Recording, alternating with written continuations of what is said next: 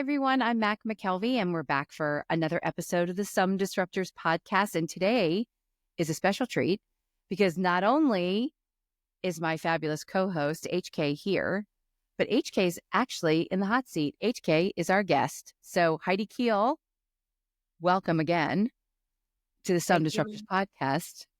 Thank you, Mack. Admittedly, my heart is beating quickly here. No. Mm-hmm. So being on the hot seat raises your blood pressure, but asking the questions, you're good. Yeah, for sure. All right. For sure. Let's full disclosure. One of my rules of engagement for myself was eat my own dog food. And when I'm talking with individuals I'm working with about getting behind the camera and doing doing the podcast with you was hard. This is really freaking hard. And I'm not even, but it's why my environment, everyone, is the great state of Arizona, Scottsdale, Arizona. You can see in the back, and there's a little bit of holiday love over my shoulder right there. Is that Santa? Love Mr. Holding Santa Claus. But I figured I would bring a little warmth of sunshine to my very cold Vermont buddy on this podcast. That's me. It's very cold here. Very cold. No snow. Very cold. It's snow all over the state, but for some reason not on the islands where we live. Because it just wants you to have to go outside with 14 layers and not have anything beautiful to look at, right? Well, I love that you're outside. I think it's for people that don't know you as well as I do, when we get to know you a little bit better on today's podcast, you'll be able to explain why outside gives you energy, or outside is your calm place, or outside. We all need that. Outside. All right. Heidi, let's start at the beginning. Let's start with your background. Hit us. Sizzle reel. Holy moly. Oh, geez. You and I. Where did you, how about this? Where did you start? And did you start where you wanted to, or did you start where you had to? Funny. Great question. So I graduated from Central Washington University, tiny little university, mostly because I grew up in a home where I knew I had to be college educated, but I followed a boyfriend. And I didn't really do the due diligence about where I should go to college and what that meant and all the stuff and all the things. And I got a degree in finance. So my undergraduate degree is a business degree with a finance specialization because I loved mathematics and statistics and everything to do with data and modeling. And honestly, I thought I was going to go, I wanted to be an actuary. And so I was interviewing at insurance companies for these actuary jobs. And oh my God, I was like, I'm not that stuffy and I don't own a bad smoking jacket. Now, to our younger audience, what a smoking jacket is, it's think about a blazer that has these weird patches over the things here. I am that is totally not me. So I just kind of ended up in marketing just randomly. I shouldn't say randomly because I competed in high school DECA, went to nationals in apparel and accessories my senior year in high school, and only competed in DECA because you had to get an A in that high school marketing class. I don't know what DECA is. You know what DECA is? So no. DECA is Distributive Education Clubs of America. Basically, so your high school probably had a student store. Yep. It was run by DECA. So DECA ran student stores. They had competitions and leadership conferences and all kinds of things. So you could go and compete and win cash awards to go to college. All those things I wasn't really caring about. I just wanted to get an A in the frickin' class. So I didn't love marketing in high school. I took a marketing class in college and I'm like, but I have to tell you, it's because educators generally that teach at least the school I was at, they had been career marketing teachers. They hadn't ever worked in the real world. And so I didn't really understand what it was. So I ended up in marketing kind of randomly. And my first real marketing job, I would say, regardless, was at Microsoft. So I applied for I was a contractor for a period of time, technical PM on the web services team. I couldn't even have told you what web services was back then. What year are we talking? Was it in the 1900s or was it in the 2000s? It was in the 1900s. Thank you very much. It was in the 1900s. It was in the 1900s. Oh, it was in the 20th century, but in the 1900s, I had to do the math. And was it the mid 1900s or the late 1900s? Well, you've seen the movie Angel Adeline, hey. So, got my start at Microsoft, and, Microsoft is one of those companies where it's a large company. Everybody knows who Microsoft is, and you're focused. You do product, you do community, you do advertising. You don't get the chance to be a broad-based marketer. So I cut my teeth, did several years there, had a son, didn't go back to Microsoft. So that's how I got into marketing. And did your perception change from your education to that point when you were actually in the job? Did you like it more than what you were learning in school, or were you still on the fence? So what I learned at Microsoft is I learned that I have two older brothers, and I grew up in a house where women can't throw a curveball, girls can't do certain things. And I was always the one that wanted to do what my brothers could do that they said I couldn't do because I was a woman, a chick, if you will. And, dangle the loogie and suck it back up, like all the things, right? I wanted to do all the things. And Microsoft, that job for me was about always that you had goals and then stretch goals. I was the one that put the stretch goals out there and then wanted to do those things first before I did the blocking and tackling short term. So I'd say I didn't necessarily learn. I didn't focus and think about I was learning the marketing discipline. I was just doing stuff and learning about my hustle and my drive in those roles, in the roles that I had there. Yeah. Yeah, that makes a lot of sense. I mean, I think I'm interested in that because, as you know, we have different people that listen to the podcast. We have different people that are part of Startup Marketer. Some of them are early in their career, and I think there's this mindset that when you graduate school, if you don't land in the career that you really think you want to be in, or the career you think you're destined to be in, like it's a failure, or it's you're getting behind out of the gate. But I don't know many people whose first jobs, right, were in the field they're in now, or the field they really wanted to be in, or the sector they wanted to be in, for that matter. So I was just curious if you think back that What's far. really interesting though, Mac, and I kind of stepped over this, is people are like, well, WTF, she got a degree in finance and did nothing with it. I actually did go to work for a finance company right out of college. I went to work for Norwest Financial, who was later acquired by Wells Fargo. I had In Norwest. that role, I effectively was an SDR. So I was a high risk lender doing like second mortgages at 18%. And we did same as cash loans for like furniture companies and car toys. People had car stereos. They financed 90 days same as cash. And when those same as cash would flip over, we'd convert them to 25% unsecured loans. I was a loan shark. I was a field chaser. I'd have to go out physically with nylons and a full suit. Well, yeah, and closed-toed shoes. Closed-toed shoes. You couldn't have open-toed shoes. For sure.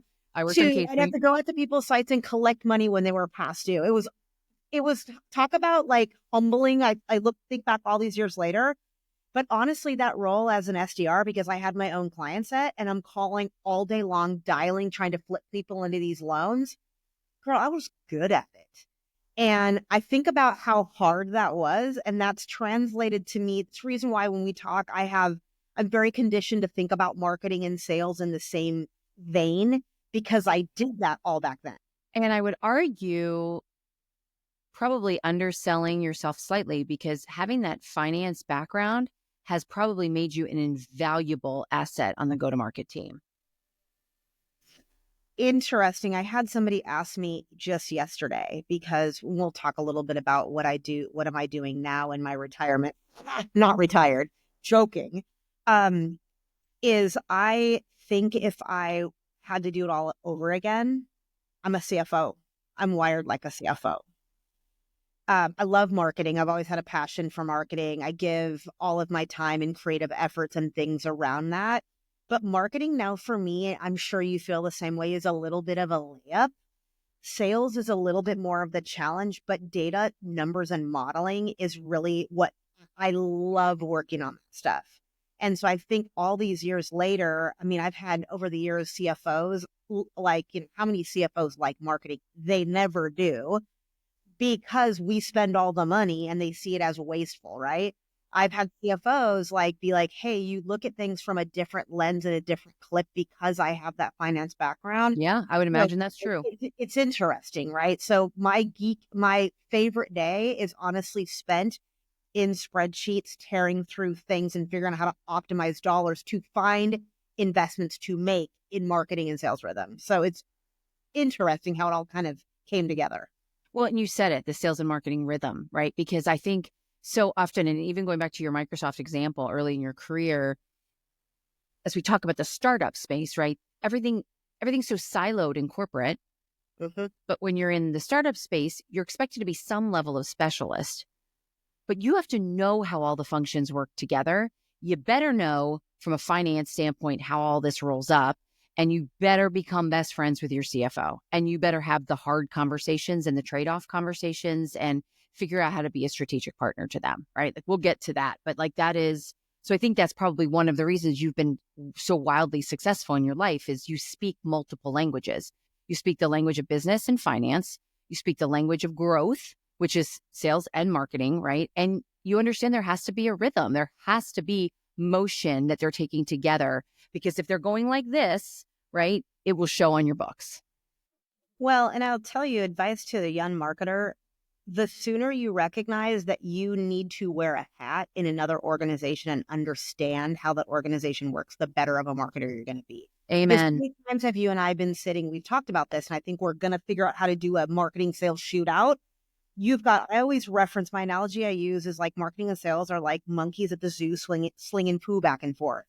You've got marketing is always pissed off because sales doesn't work the leads they're given, and sales is pissed because marketing's not generating enough leads for them. Or the right leads, right? Exactly. Yeah. And so I always encourage, like, if you have an opportunity to step outside the box and put that hat on, sales is freaking hard, as is marketing. And we laugh that everybody's a marketer, right? Because everybody just assumes they are. Sure. Wear the other hat. Like, I was going to say, try to be a salesperson, because we're going to get to where you are today. Because as an entrepreneur, you're everything, right? You're the salesperson, you're the janitor, you're the firefighter, you're the marketer. So we're going to get to that. Let's continue on your career journey, though. Like I cut you off. So you went from Microsoft, and then I had a baby. I you had a baby.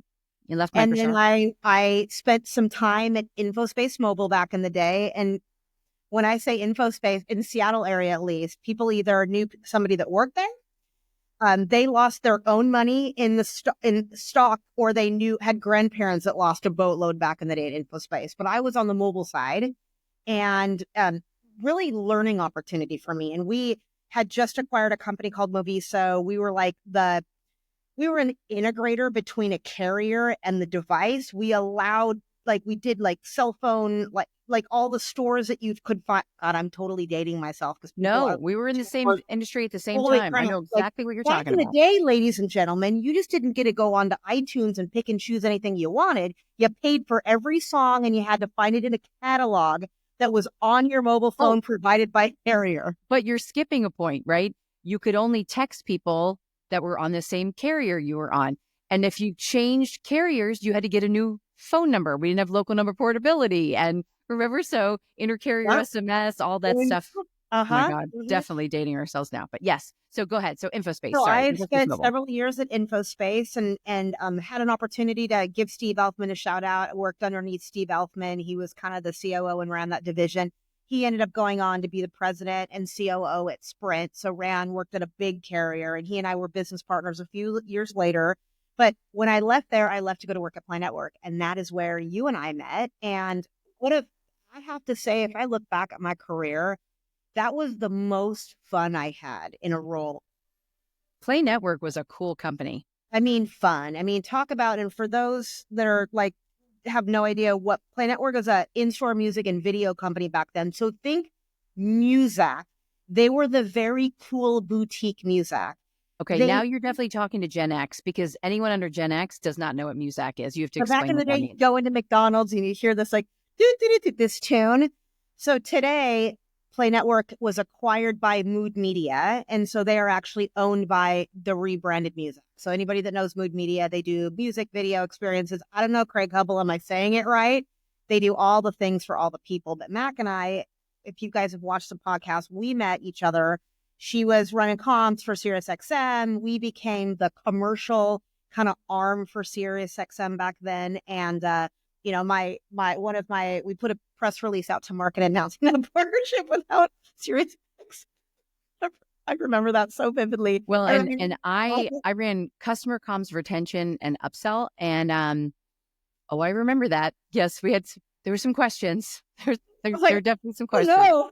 Yeah, there's a little step that went. So I But you know spent, what? But that's the nature of marketing, right? There's always a screw up, and we came together as business partners. We wanted the same end goal, which was growth and great customer experience. So just like everything else in life, as crazy as things get, you find somebody good on the other side. You all have good intentions together. We figured it out and navigated it together. we did. And that role was really, it was, I mean, that role was really game changing for me because that's where I kind of put together, I had met a designer, a product designer at InfoSpace, and we were identifying the break between product and marketing in a conversation that wasn't happening. And you and I have talked a lot about that. And so I had an opportunity at Play Network to stand up an arm called Entertainment Media Services, which was basically like a direct to consumer arm within Play Network. And I decided to go out on my own and left Play Network to partner with this product designer to kind of bring those experiences together and bridge the gap between marketing and product. So that was my first kind of going out there, going to do my own thing. All I could think about at that time was not, holy shit, how am I going to do this? I was like, oh my God, I can charge people $125 an hour for what I do. Like, honestly, everything I did at that time, Mac, was hilarious. I would go out and everything would be in my head about like, I'm shopping for groceries and I'm looking at fruit and I'd be like, okay, in 1 hour of work, I can afford 47 of those.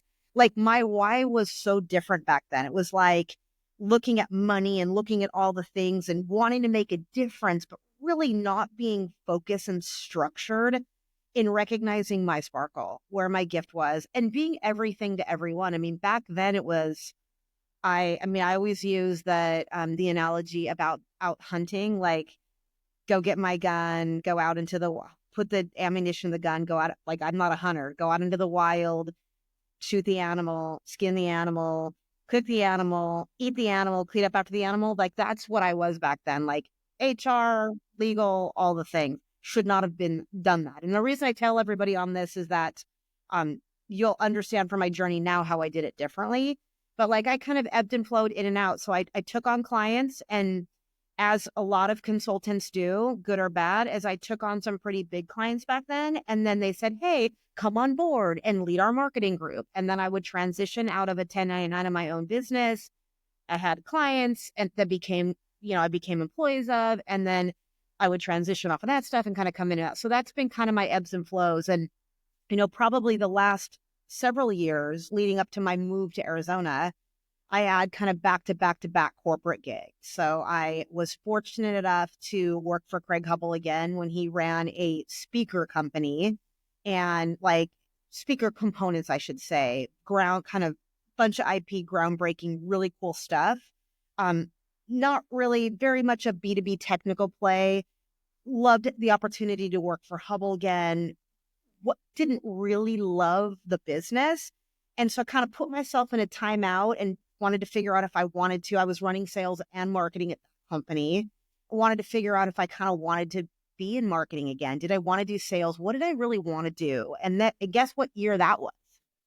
Was it the 1900s? It was 2019, right before COVID. Yeah, that sounds about right. Yeah. Right. So we're talking November, December 2019. Had no idea what was in store for us. And then I was kind of trying to figure out what I wanted to do when I grew up. And I threw my hat into the ring and went to work for a SaaS company and had my final interview with the CEO and broke the rules on lockdown live in the office, and then grew and managed a huge freaking team remote for field like eons. So the last two roles I've sat across sales and marketing, very different organizations, and then left my role in my company in Washington when I relocated here, and then just kind of hit the reset button to figure out what do I want to do now. Sold all the things, all the stuff, traded gray skies for mostly sunny skies and Dante's Inferno in the summer, and here I am. It's a really long story. No, it's not long, but I mean, you have an extensive career, right? So it's not so easy to boil it down into a sentence or two, but there's some interesting themes in there that I think, I want to talk about what you're doing today that you're probably leveraging a career for. So before we jump into that, I didn't ask you the big question. What's on the shirt today? Thank you. Today is, and I always get up and so you can prove it. Yep. I mean, I think mine's probably about the same if we're going to be honest. I love old school rap. Like people just laugh at that. Like I can do my best writing listening to some Snoop or some Eazy-E or some Tupac. But I also, I love me some classical music. But I quote songs, I sing songs. I'm ridiculous about music. So that music is my love language, quite honestly. I love it. I love it. I'm the same way. I mean, I think what I'm listening to pretty much mirrors my mood. Like if I'm listening to something really chill like a Leon Bridges, it means I'm in the zone. I'm probably writing, right? If I'm working on a plan, it's probably something faster and more, like New Order-ish. I'm stuck in the 90s. So the 1900s, for anyone curious when the 90s were, it's when the best 80s and 90s, best music. Anyway, all right, so let's jump forward. So again, we have multiple different kinds of listeners. We've got the early stage folks that are just graduating or just early in their career. We talked a little bit about how you got started. Then there's the people that are mid-career. They're in startups or thinking about working in the world of startups, right? Like, let's talk to them for a minute. So here you are, established entrepreneur now yourself, but established marketer, established business leader. If you think back in your career, were there people or moments that really helped you navigate the tough times? Because we all know, like I'm going to hold up your awesome mug, awesome marketer, right? She knows you have to have 8 tentacles in the air at all times. Were there people, things, how did you navigate the hard? Oh, man. I wish years ago I would have been able to be more introspective and done some of the meditation, self-care. Or I both. naturally was drawn to strong females in leadership. And I say that and I could count them on one hand. Like I think about all the years that I was in business. Play Network, Sue Hoover is one of them, our CFO. I just was honestly always drawn to women that had a confidence and the ability to lean in and mentor others. And I knew that I wanted to learn how to be like them. And I found myself seeking out and interviewing for roles and always asking about what that female leadership component looked like.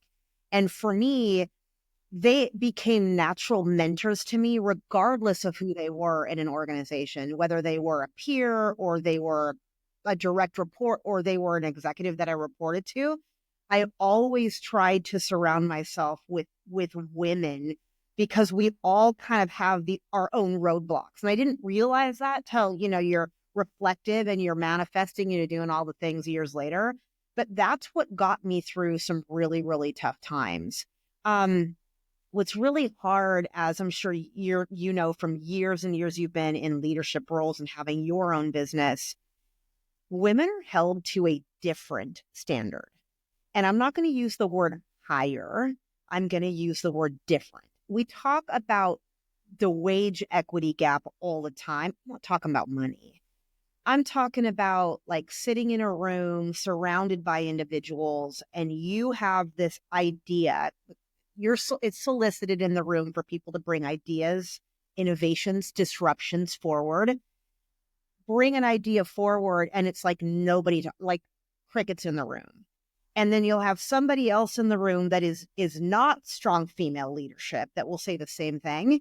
And it's someone walking on water, if you will.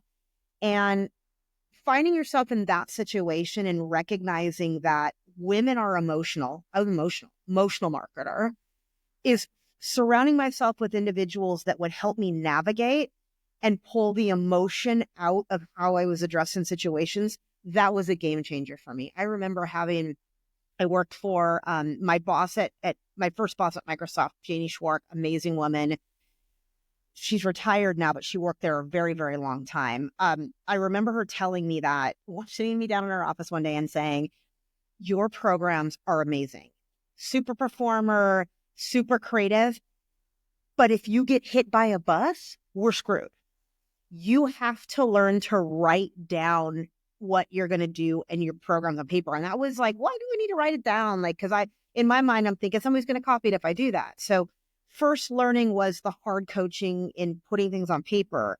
But then, in technology, you're surrounded by engineers, and engineers don't care how pretty of a campaign is. Sales don't care about that. They care about performance of a campaign.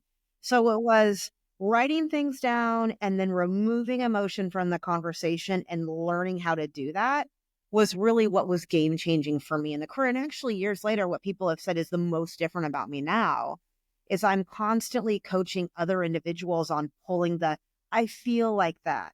I assume, like those words that are ambiguous, that are feeling words, and really leading with data and factual statements. Kind of keeps. I don't know if I answered your question. You did answer my question, and I think it's because for me, I would say it's people, and it's the same with you. I think you've surrounded yourself with really good mentors to help you navigate situations you didn't know how to handle, and I think that's an art and a science in and of itself. And finding the right mentor, knowing how to leverage a mentor relationship to the best of your ability, so you can really get a lot out of it.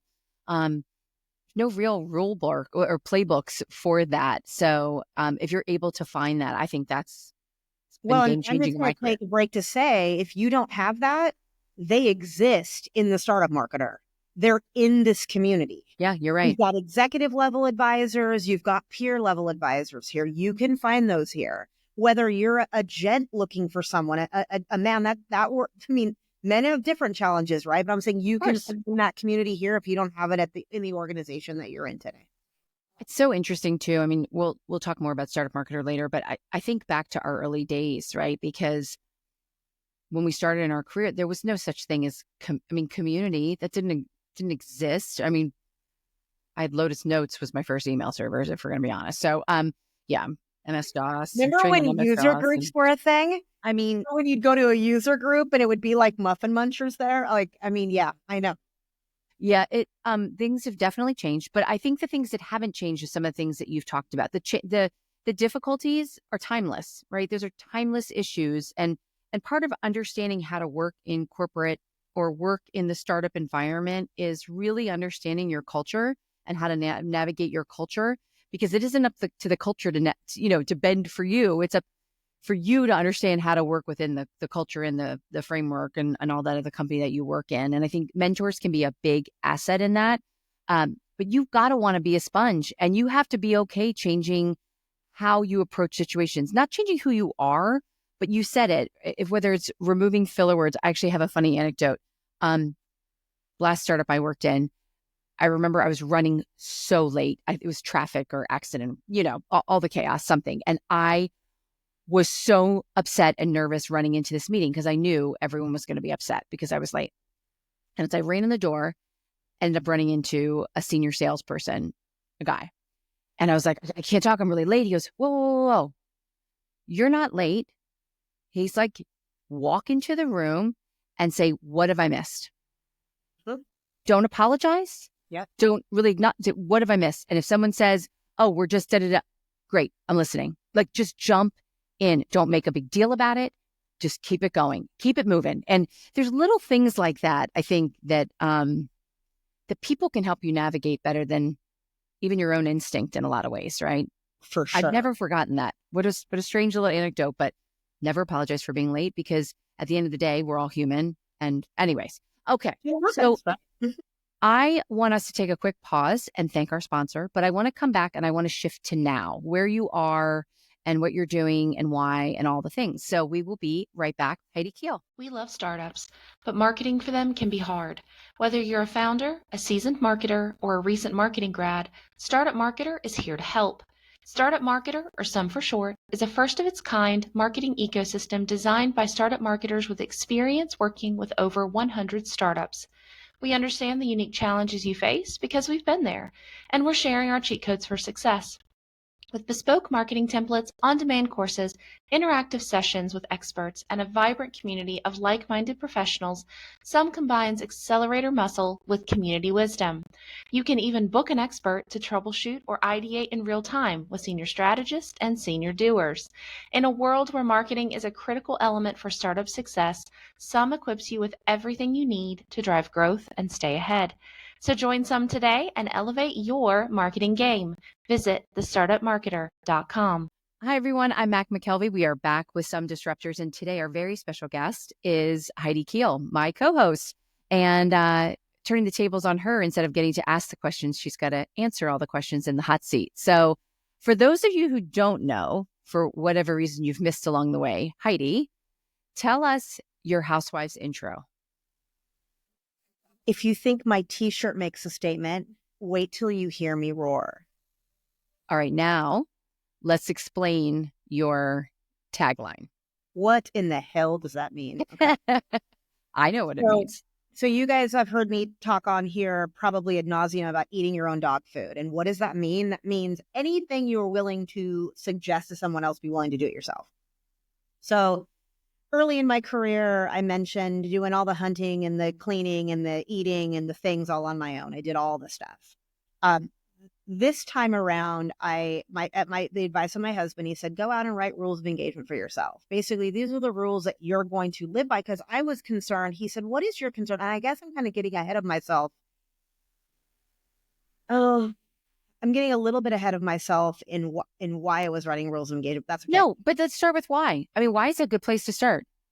So, because rules of engagement are important. I think if you're starting anything, right, you have to think about your operating principles. So I'm going to take a step back. And so you guys can see I'm sitting in, this is not a fake background. This is not Zoom being nice to me.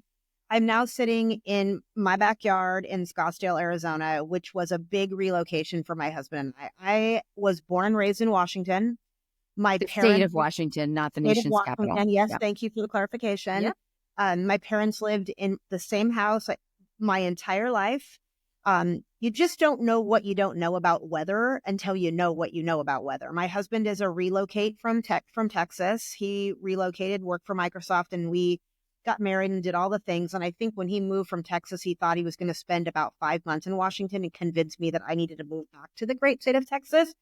We all know that my parents, women are close to their parents. I was going to stay where my parents were. So he and I we had a son. We raised a son. You guys will hear me talk about it. I call him homie. His name's Cody. He's in college now. He's 19. Going to go to Arizona State University of Arizona.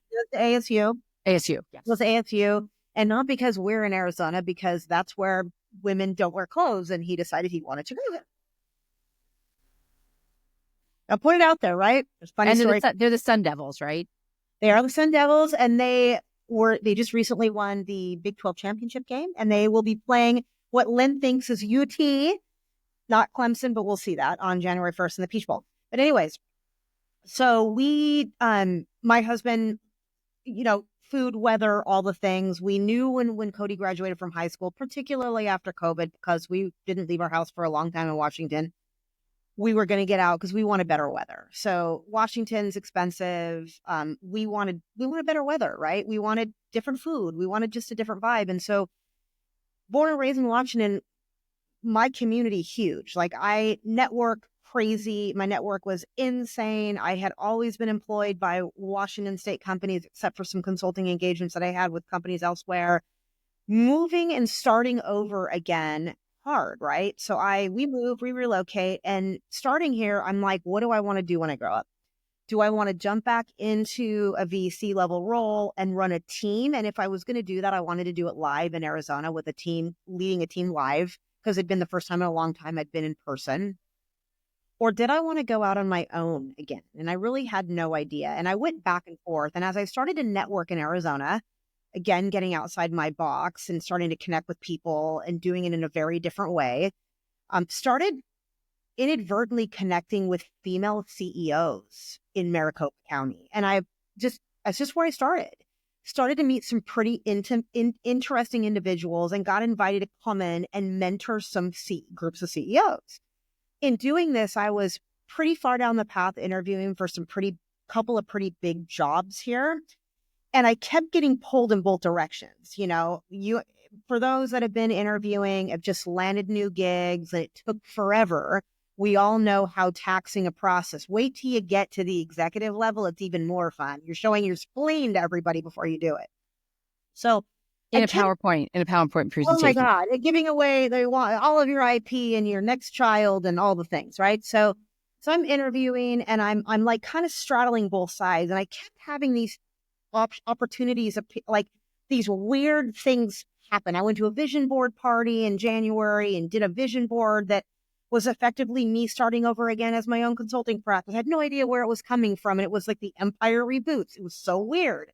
And then I sat down with a gal that mentors a large, Coley Arnold. I'll give you a little bit of a shout out for Foundress. She mentors a group of 250 female CEOs that are here. And we sat down, and she's like, I want to hire you. And I'm like, for what? She's like, to be my coach. And I'm like, I'm not a freaking coach.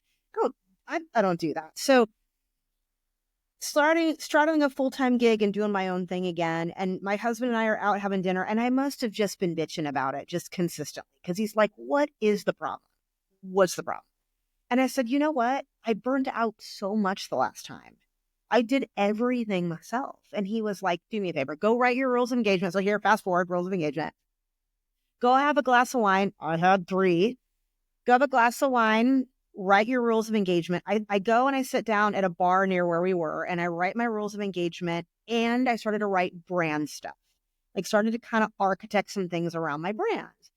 And one of my rules of engagement was hire out the things I shouldn't be doing. Anybody want to guess one of the things when you're going to start your own thing again and you can't name your baby and brand it? Maybe it's because you're too close to it. So eating my own dog food, taking my own advice, I hired somebody to kind of do a brand workshop similar to what I've done for tons of companies. Questions like, if you were a tennis shoe, what shoe would you be? If you were a song, what song would you be? Mac, you've done them. We know. And Caroline, when she put this together for me, she asked me, if you were an animal, what animal would you be? And what's interesting is she wasn't doing a brand workshop for me necessarily. She wanted to start architecting some social posts for me. But she started here, and she was like, if you were an animal, what would you be? And I don't ask that question. And I just shout out, I'm a lioness. And I'm like, I hunt for my pride, or I hunt for all of my pride to eat.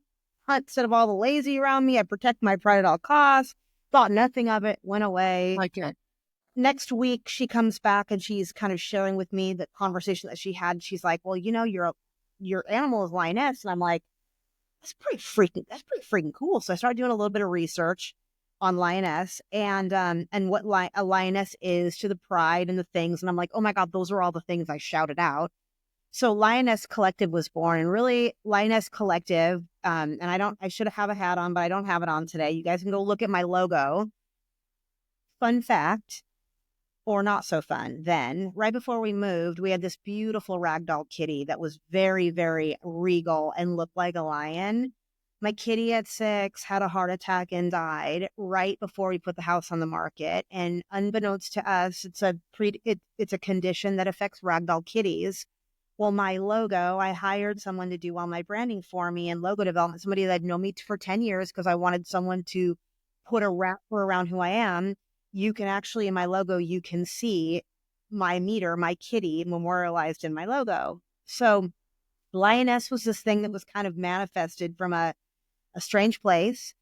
And what's kind of come to fruition is really investing and leaning in with females in situations that I've been in and experienced in my past, leveraging kind of my love for data and numbers, my experience in marketing and sales, and kind of bringing all those things together. And the lioness is I'm the lioness, and the collective is effectively all of the groups of companies that I work with that I introduce my clients to in terms of working together, whether it be an attorney or an insurance agent or a marketing agency.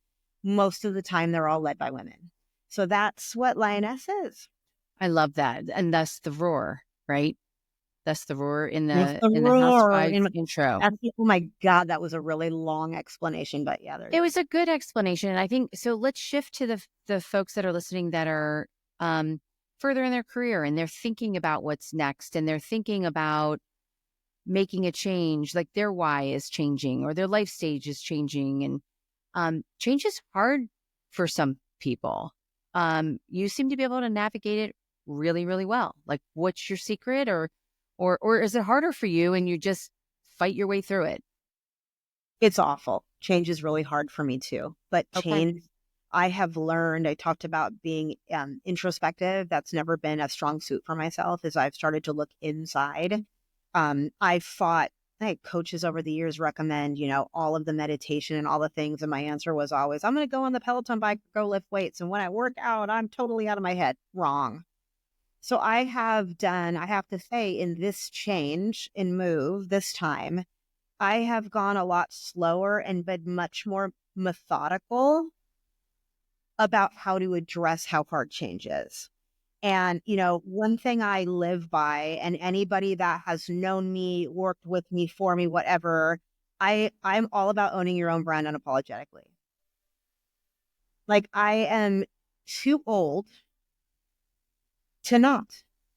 And, and in fact of the matter is, owning your own brand apologetically doesn't mean that it means different things to different people. But for me, it means living by my values, reminding myself of my values, staying true to my center, all of my rules of engagement, recognizing and living my why, writing my why, reading my why, living my why every single day. And for years, I never did that. And, and I'm going to encourage people that you've got to find the right recipe for yourself. Like, if you're going through a very evolutionary change period, you're going to have a lot of people around you that are going to instantly want to solve it for you and tell you to do the things that work for them. You got to find what works for you. And that sounds super cheesy, but you got to find what that looks like. And for me, goofy, my why is evolved to, I'm empty nester, right? I have this amazing husband, and when you raise children, as you have, you lose connection with your spouse all the years because it becomes about your children. And so part of my why in this reinvention has been about him and being very intentional about the changes that I make for our, what I call rocking chair years that will be later on. So like little goofy things like I did, and this is the vulnerable side of me, and that vulnerability is one of the things that I've been working on, is I write a love note to him every single day. So we have this little heart-shaped pillow. For the first probably 6 months, I would hide them around the house, and I would sometimes, they're always handwritten. Sometimes they would be little placards. Sometimes it'd be a song lyric, something. Now we have this little, there's no more search and rescue because sometimes he couldn't find him when I put him in like the oven or something, and then bad things happen. So now we have this little pillow where it always is, and he'll put the pillow upside down in distress if I forget to put a love note in there. Like, this has kind of been. And the other thing I did is I created a playlist for him, like old school, like, you had the cassette tape where you had all the love songs for the boy. Oh, I love the mixtape. So I created a mixtape, a playlist. I put a song on that playlist every day for a year, 365. And I started the day we moved to Arizona. And it was songs that reminded us of our future life, wedding songs, hardships, lyrics and stuff. And things like that, for me, have been probably more rewarding professionally for me as I move forward, because it's helped me recognize the person that I want to be and need to be for the people I want to surround myself with. Cheesy, vulnerable, but I think that's part of, though, embracing your new why, right? And I think so as leaders, as we think about what's next, I love that you said you sort of inventoried, right? You did a full self inventory, thinking about what's next for you and what's right for you, and change being hard, like all that's really impressive, because for people that change is easy, they're willing to take a lot of risks. They're willing to just kind of bop around and figure it out. But for those that like patterns, that really do work well within consistency and sameness, right? Like, it can be really jarring. And you found a way, I think, to blend your new Lioness Collective and the new life stage you're finding yourself at with your son in college. So you have more time with your husband. I think that's really interesting for, again, the people that are listening that are further in their career and they're trying to think about what's next. Because I don't know, are we going to retire? Is there going to be such a thing as retirement? Like we're all wired so deeply, right? That we love work. Work is ingrained in who we are. So is retirement just going to look a little different for us? Is it going to be not working 5 days a week? Is it going to be a consulting project once a month? I don't Oh, know. you and I will always be in the thick. I will always be working. I love it. I will say that for people not later in their journey, we're also speaking to anybody that's in a professional, like what they're doing right now. If you are, and everybody's got bills to pay, everybody has the blocking and tackling. But here's what I'm going to say to you. Life is too short. Do not spend a moment regretting a situation that you're in. And I say that because I regret some choices that I made professionally. Granted, I look back and you always have to take the good from a really shitty situation. But so much of not being real about what my expectations were for myself carried out in roles and positions and partnerships in my past that were not living my true self. And some of the favorite time I have now, I hate the word coach so much. I do some career coaching where I help some people that are in director level roles want to figure out like how to find their voice, passion and performance over like how to change that passion from emotion to passion, like things like that. Is some of these younger individuals in their career that are at that crossroads where they've lost their sparkle because their light has been tapped out because they're in a situation that they don't know how to get out of. And I have been in those situations. And when your light is tapped out, you're not going to be your best self. Like you just aren't going to show. You may perform on paper, but that's about where you're going to perform. And I wish I could have time back for some of those decisions that I've made. And I think, as we're turning a corner, hopefully economically, I'm hearing from some recruiter friends that I've known for a really long time that people are starting to see the market come back a little bit. So I'm hoping that people are going to have some choice, because think about if you're in a situation that's not perfect for you, it's going to be perfect for someone else and you're going to find something else. And that whole goofy thing that your parents said, when one door closes, another one opens. I'm not saying go quit your job because you got blocking and tackling to do. And I've been there.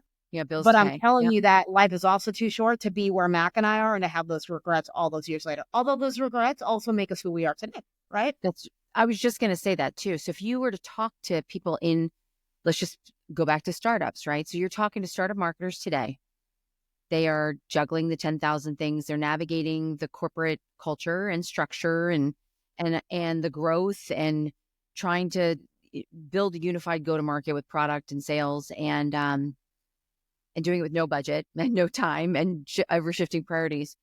If you could go back today, if you could drop yourself back in Play Network or one of those InfoSpace Mobile, like at that time, what would you do differently?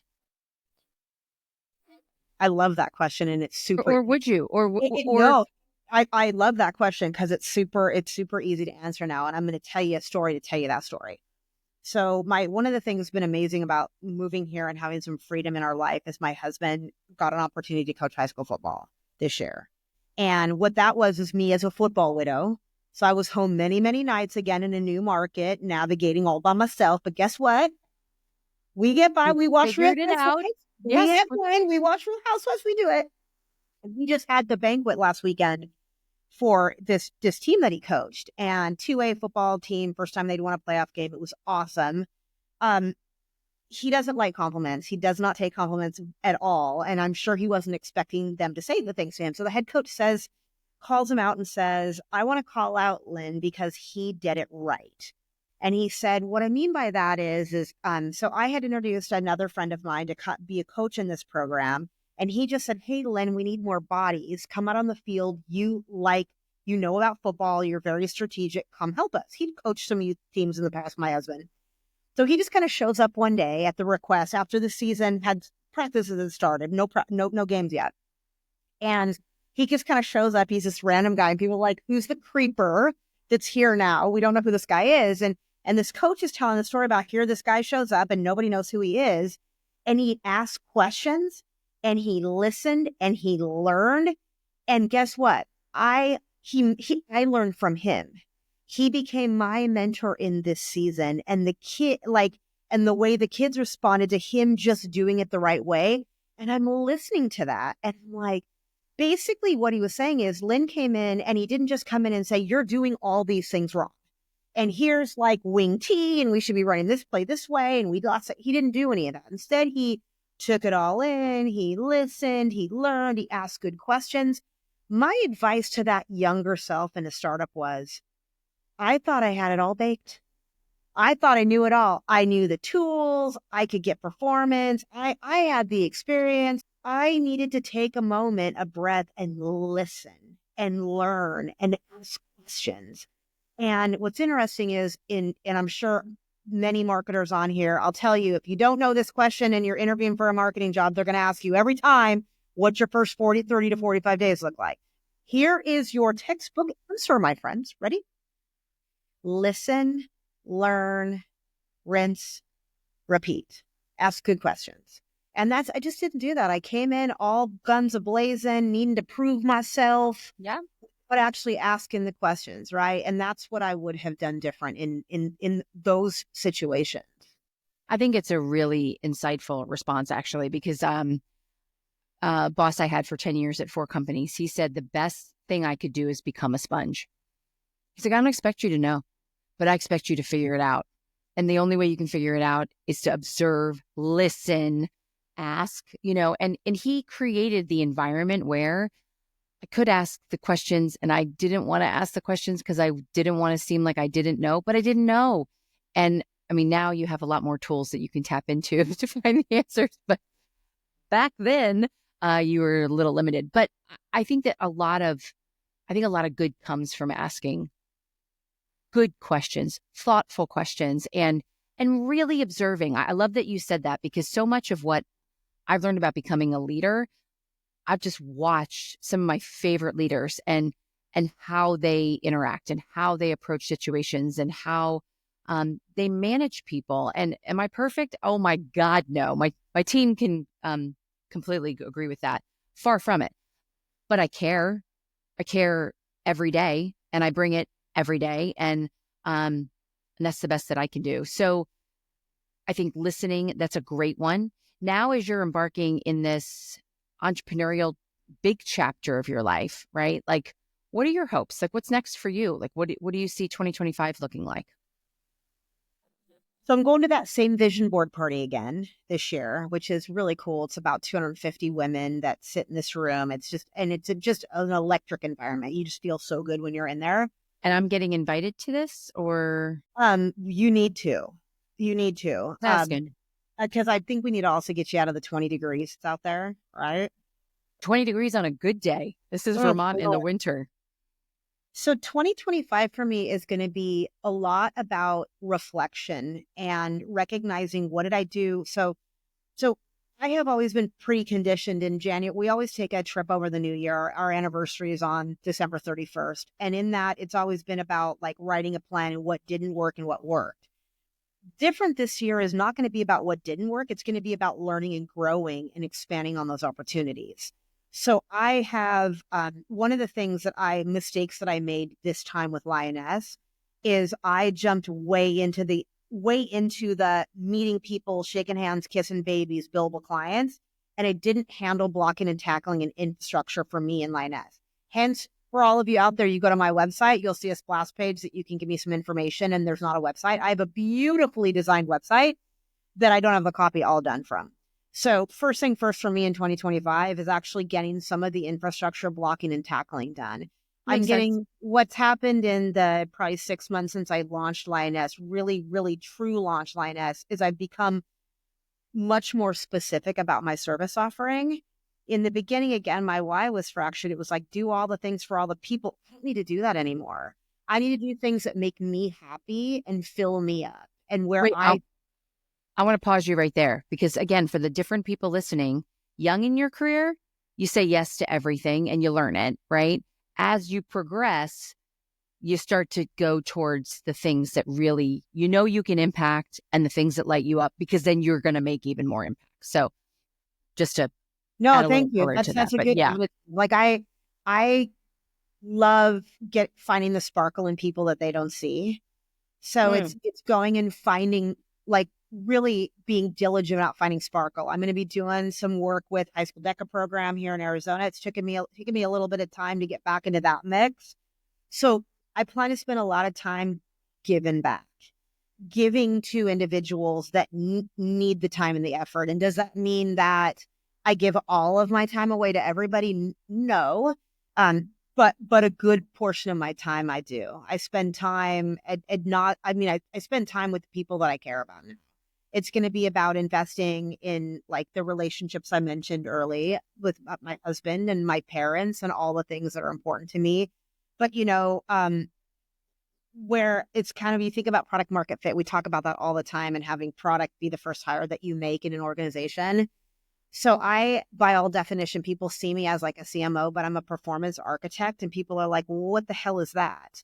And I'm like, well, effectively, I pour through all of your budgets and I figure out how to save money, and then I tell you where to put the money. Oh, okay. And then you do it. And I'm like, no, then I make recommendations. I make introductions. I don't do marketing execution. I hire Salient to do for us. Right. So, I mean, and being really specific, instead of just saying, I'm going to do all of it for everyone, I had to recognize this year I learned I'm not happy doing this stuff. And I'm not good when like we talked about this earlier, ladies and gentlemen. If your heart is not in it, it's not going to be great. And I recognize that about myself.